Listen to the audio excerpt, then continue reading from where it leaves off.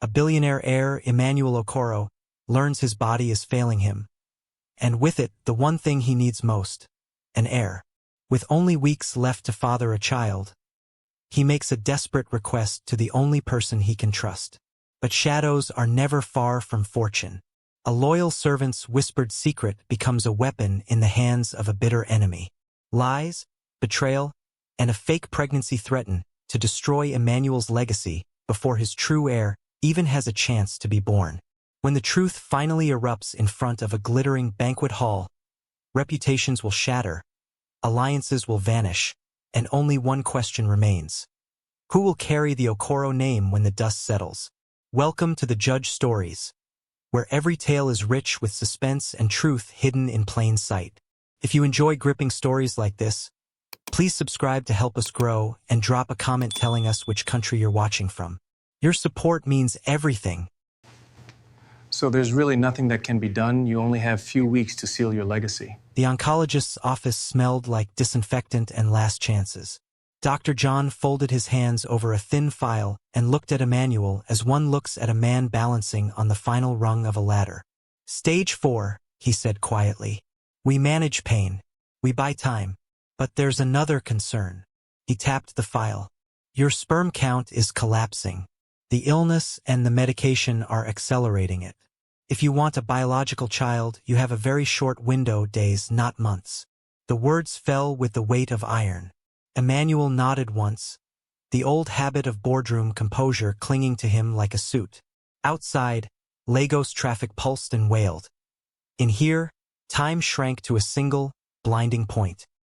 He rose, shook the doctor's hand, and walked out with the careful steps of a man who had just discovered the floor was thinner than he thought.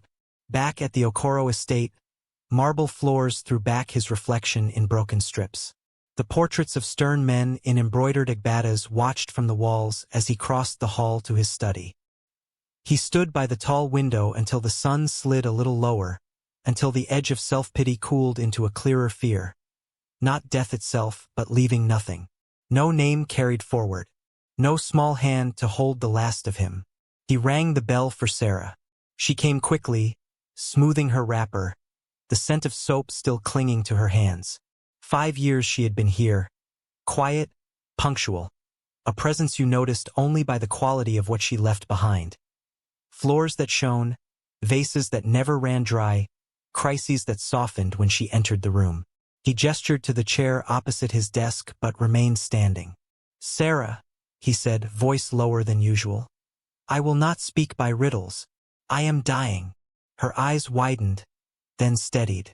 Dr. John says I have only a small window left to father a child. I have no wife, no heir. I have watched you for years. You are faithful, kind. I am asking you for something heavy. Bear my child. Silence lengthened, a tight rope between them. Color left her face. When she spoke, the words sounded like they had been lifted from the floor. Sir, this is not a thing anyone asks lightly. I know, he said. I am not asking for romance. I am asking for legacy, for a name that outlives me, and is raised by someone who will not raise a monster. Her fingers knotted at the hem of her wrapper. I need time. Take it, he said, though every second scraped his nerves raw. But not much. The window is small. She left the study with the uneasy gait of someone carrying an invisible bowl filled to the rim. The corridor felt too bright. The kitchen, too loud. She moved to the sink and rinsed a clean plate just to keep her hands busy. Ada was there, leaning against the counter, eyes sharp under pretty lashes. You look like you swallowed smoke, Ada said lightly. What happened? Sarah did not answer. Ada stepped closer, lowering her voice. A friend's concern pressed into her tone. Sarah, look at me. Is it your family? Money? You know you can tell me. The dam cracked. It wasn't trust so much as terror rubbing her nerves raw. Chief Emmanuel is dying, Sarah whispered, eyes on the drain. He asked me to give him a child before it's too late. Ada's brows lifted, a flicker. Pity? Surprise? Too quick to read. Ah, she breathed. That is heavy. Sarah nodded, swallowing hard. I haven't decided. Of course, Ada murmured. Such things require prayer. Her hand brushed Sarah's arm, warm, careful. I'm here if you need me. When Sarah turned away, Ada's face shifted. The softness slid off like a glove. Sarah stood alone at the sink, eyes lowered, as if listening for a voice only she could hear. Somewhere deep in the house, Emmanuel's bell rang again. A single note that sounded like a countdown. The estate carried silence like a second roof. Emmanuel sat in his study the morning after his talk with Sarah, staring at the heavy curtains, his untouched breakfast cooling on the desk. He had spoken his truth. Now he waited. Waiting, he found, was harder than dying. Sarah kept to herself, though her steps carried a tremor she could not hide. In the kitchen, her movements were neat, almost mechanical. Each bowl set down as if measured against a secret weight. Ada watched with the patience of a cat. The memory of Sarah's whispered confession burned bright in her mind. Emmanuel was dying. He needed an heir. Sarah was the chosen one. That night, Ada dialed a number she had not used in months. Joseph answered before the second ring. Well, his voice rasped. You were right, Ada whispered, crouched in the pantry, eyes darting toward the corridor. Chief wants a child before the end. He asked Sarah.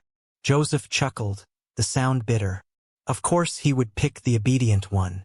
I knew the man couldn't resist his own need for control. Listen carefully, this is our chance. I know his routines, his pills, every step he takes after sundown. You'll watch him. You'll learn the exact moment the medicine dulls him. That's when you move. Ada's throat tightened. And if Sarah carries his heir first? Then you'll claim yours is older, Joseph said coldly. By the time anyone checks, we'll have planted enough doubt. He humiliated me when he threw me out. Now we'll see who laughs last. When the call ended, Ada remained in the dark pantry, heart pounding. She had entered Emmanuel's house years ago through Joseph's patronage. Even after Joseph was disgraced, she remained. To Emmanuel, she was just another servant. To Joseph, she was his lingering hand inside the mansion. Meanwhile, Sarah sat awake in her small quarters, clutching her rosary. Emmanuel's request echoed like a bell she could not silence. A child. His legacy. Could she carry a burden so great, knowing it was born not of love but of duty? Her faith warred with fear. Yet beneath the turmoil, a sliver of compassion pressed on her heart. This was a man clawing for meaning before the curtain fell. The next evening, Emmanuel called her again to the study. His face looked thinner, his eyes clouded by fatigue, yet his voice held steel. Sarah, I cannot force you. If you refuse, I will not punish you. But understand, my name, my bloodline, everything my father built, ends with me unless someone carries it forward. You are the only one I trust not to twist that gift. Her lips trembled. Chief, I need more time. Time is what I do not have, Emmanuel said softly. But take the days you must. Just know the window closes with every sunrise. Sarah left, her head bowed, her heart heavier. In the kitchen, Ada smiled thinly. Did he call you again? She asked. Sarah nodded, distracted. Ada placed a hand on her arm. Don't worry. If God wills it, you'll find strength. But when Sarah left the room, Ada's eyes hardened. Strength had nothing to do with it. Timing did. Across town, Joseph sat in a cramped apartment, staring at a faded photograph of the estate's grand entrance. Once, he had walked through those gates as master of Emmanuel's household. He knew the taste of power, and he had been exiled from it. The bitterness in his chest was older than Ada, older than his schemes, older even than Emmanuel's empire. Watching that empire crumble, or better still, seizing it through deception, was the only balm for his wounded pride. At dawn, Emmanuel walked the garden paths alone. The hibiscus flowers were bright against the dew, their stubborn bloom mocking his withering strength. He paused by a stone bench, pressing a hand to his ribs as pain flared. Somewhere in the estate, he could hear faint laughter from the servants' quarters, a reminder that life went on heedless of his decline. He closed his eyes and whispered to the empty air. If I can hold my child once before the end, I can die in peace. Unseen, Ada watched from the balcony, her gaze sharp. Sarah's decision would come soon. And when it did, Ada and Joseph would be ready. Days bled into one another, each carrying Emmanuel closer to the edge. He moved slower through the estate, his cough heavier, his eyes more shadowed. Yet he carried himself with the stubborn dignity of a man unwilling to bow, even to death.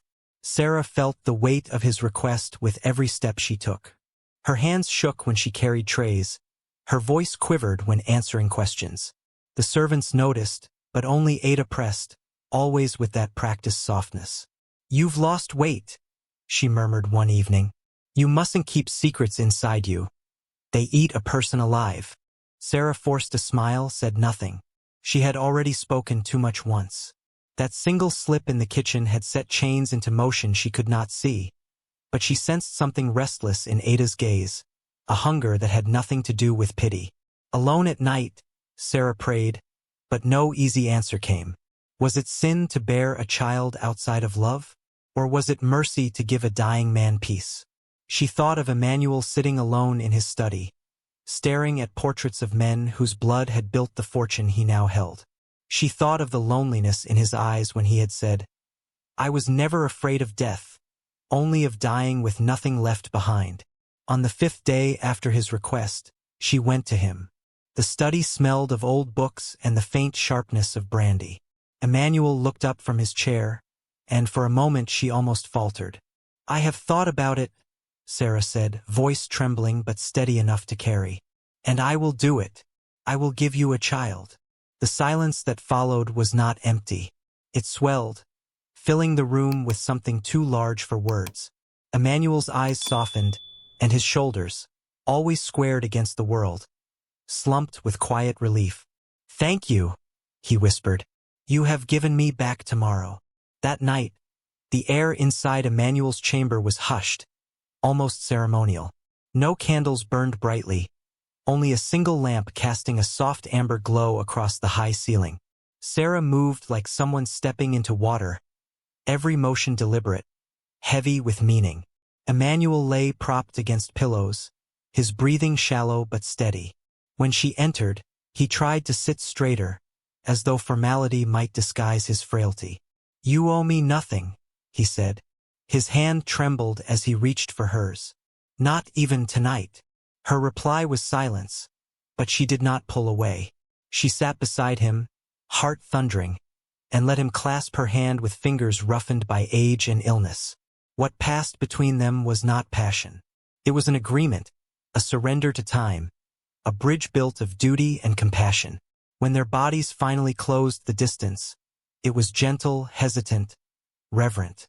Emmanuel moved carefully, afraid she might shatter beneath his touch. She stayed not out of compulsion, but because she had made a choice. The choice to bear his name forward, to give him peace in his last days. Afterward, they lay in silence. Emmanuel's breath was uneven, yet a faint smile softened his face. If God grants us a child, he murmured, I can meet death without fear. Sarah rose quietly, adjusting her wrapper, her face wet with tears she did not try to wipe. She left the room with slow steps, pausing at the doorway to look back.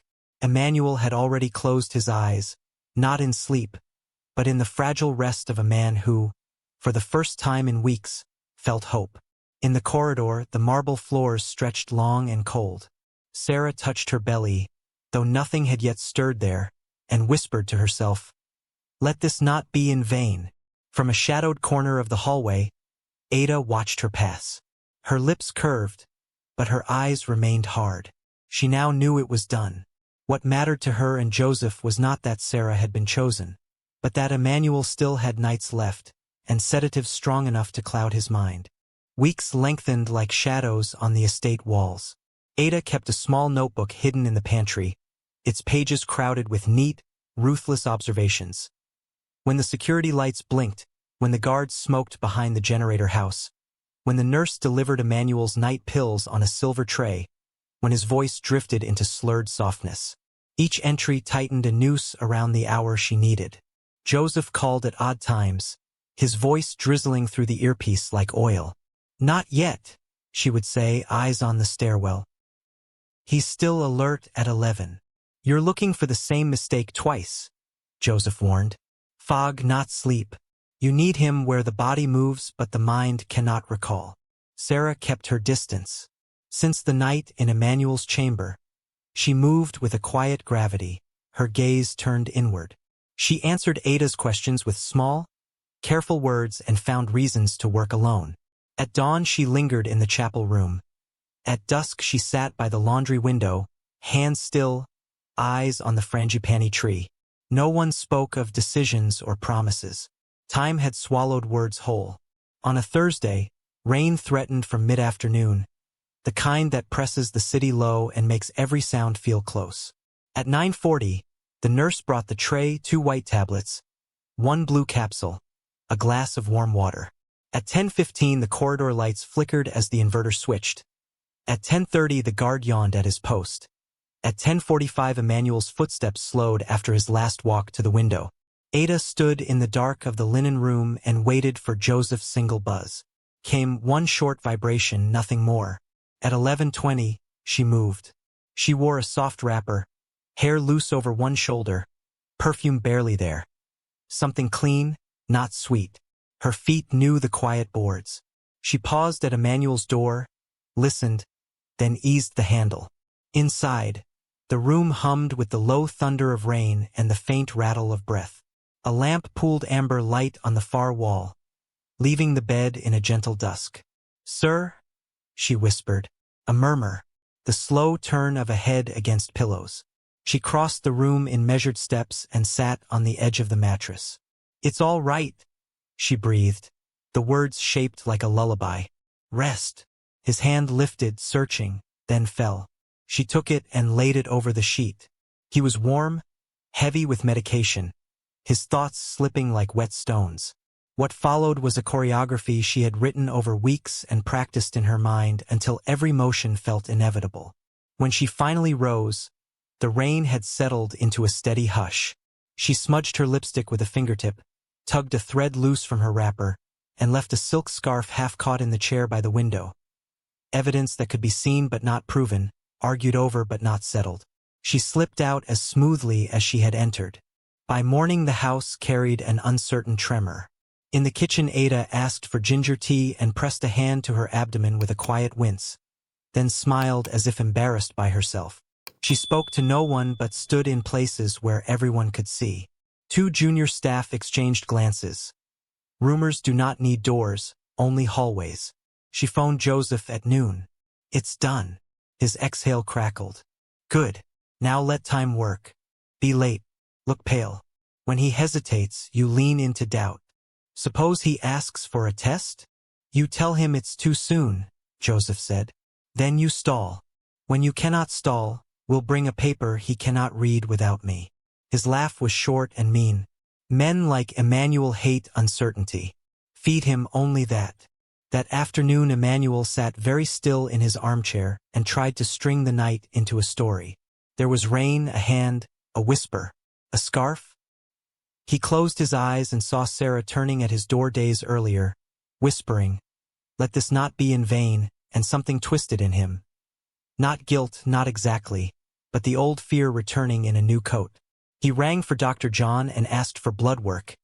Anything to measure what couldn't be felt. Days lost, chances spent.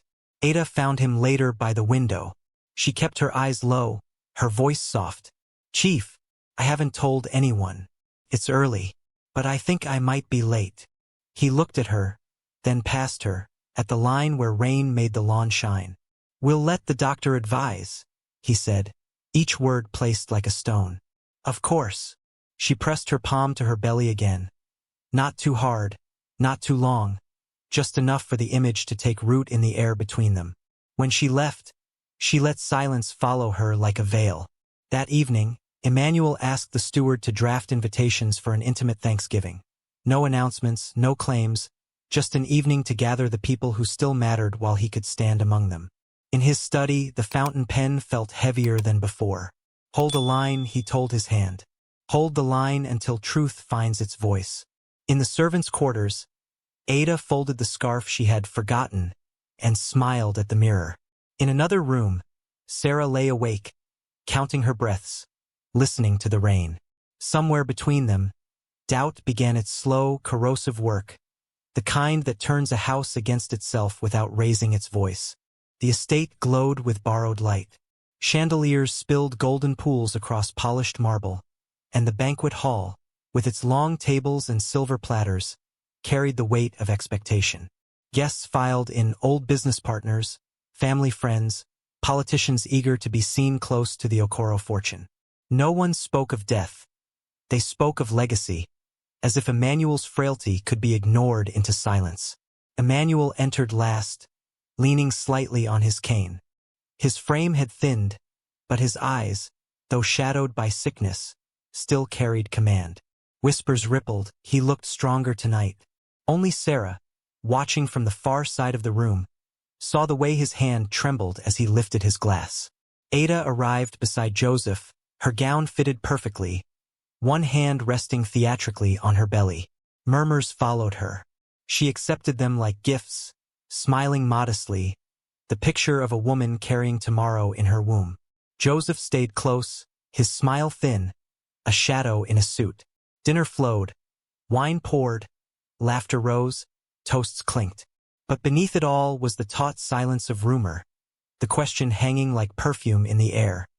Which woman truly carried Emmanuel's heir? Sarah sat quietly, her eyes lowered, no gown of grandeur, no hand staged over her stomach. She had chosen dignity over spectacle. Midway through the evening, Emmanuel pushed back his chair and rose. The room stilled. Forks froze, conversations broke off. He did not clear his throat or wait for silence.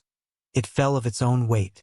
I have never cared much for speeches, he began, voice steady though softer than years before. But I have cared for truth, and tonight truth must speak. He let his gaze sweep the room. 2 women in this house have claimed the mantle of mother to my heir, but only one speaks truth. And before you all, I will set the record straight. Ada's smile faltered. Joseph's hand twitched against his glass. Emmanuel gestured. Dr. John stepped forward, a folder in his hands. He opened it with clinical calm. These are Mr. Okoro's medical results, he said. They show that his fertility collapsed completely on the 17th of last month. Conception was possible only before that date. He paused, allowing the words to land. Emmanuel's eyes never left Ada. And according to Ms. Ada's claim, Dr. John continued, her supposed conception occurred nearly 2 weeks after that date. Scientifically, biologically, it is impossible. Gasps rose. Heads turned. Ada's lips parted, her hand frozen mid-gesture over her stomach. But Emmanuel was not finished. He nodded once, and the steward dimmed the lights. A screen flickered to life at the end of the hall. Grainy footage appeared, security camera angles, shadows in the corridor, Ada slipping quietly into his chamber one late night, alone. A scarf left draped over a chair. I trusted you, Emmanuel said, his voice like stone. And you repaid me with lies. Ada's knees weakened. Chief, I... Silence. Emmanuel cut in. His gaze swung to Joseph. And you, Joseph, once you held my confidence. Once you called me brother. But jealousy turned you into a thief in the night. Joseph tried to speak, but his throat betrayed him. The room's attention pinned him like a blade. He pushed back his chair, but the silence swallowed even that. By the time he reached the door, the judgment of every eye followed. Emmanuel lifted his glass, though his hand shook. I will not leave this world with shadows clinging to my name. The true mother of my heir needs no performance. His gaze found Sarah, still seated, eyes glistening but steady. Soft murmurs swelled, this time not of doubt but of recognition. Ada stumbled backward, her performance collapsing, her lies stripped bare. She fled the hall, Joseph already vanished. The banquet ended not with applause but with clarity. Emmanuel returned to his seat, exhausted, his body failing but his spirit momentarily unburdened. Sarah rose only to steady him, and in her silent presence the room found its proof. That night, when the guests had gone, Emmanuel stood on the veranda beside Sarah. The stars pressed close, the night air cool against his skin. He looked at her with a rare softness. "For him," he said, voice breaking. "For the child who will carry my name." Sarah nodded. "For him." The first drops of rain began to fall, soft, steady, cleansing. Emmanuel closed his eyes, and for the first time in months, breathed without fear. After the banquet, the house exhaled. Rumor left with the last guest, and in its place came the hush of purpose. Emmanuel moved through the rooms slower now, but lighter, as if the truth had lifted something off his chest that medicine never could. He spent his mornings at the desk in his study, writing letters, small, careful notes to a child he had not yet met. For your 5th birthday, when you ask about fear. For your 10th, when courage feels too expensive. He sealed each with a shaking hand and set them in a wooden box beside his father's cufflinks. Sarah's days gathered around a new gravity. Dr. John scheduled quiet visits. The nurse taught breathing. The housekeeper pressed soft cloth into Sarah's hands for the baby's first bath. In the evenings, Emmanuel would touch the arch of her belly with reverent caution, speaking into the silence as if the child could already hear. "My son," he would murmur, voice frayed but tender. "Come gently." Rain returned the night it happened. A slow tapping at first, then a steady drumming that made the city sound like it was breathing.